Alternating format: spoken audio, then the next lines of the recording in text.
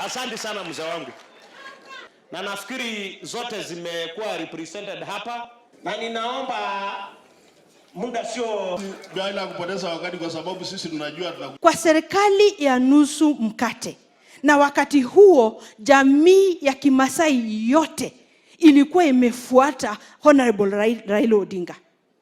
Tulipata nini? Tulipata nini? Constitutionally, nomination entitlement ni watu 12. Wamasai community tumepewa 3.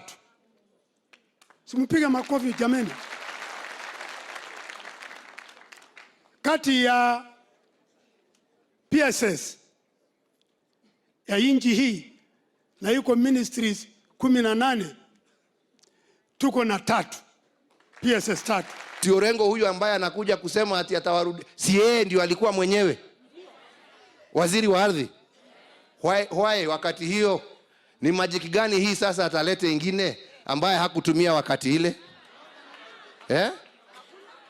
Sisi wenyewe serikali ya Jubilee mashamba alikuwa amepatiana kule Lamu. Sisi ndio tumeenda kwa sababu alikuwa anayepatiana kwa njia mbaya kurudishia wananchi wa Lamu mashamba yao. Ni kukuzungumzia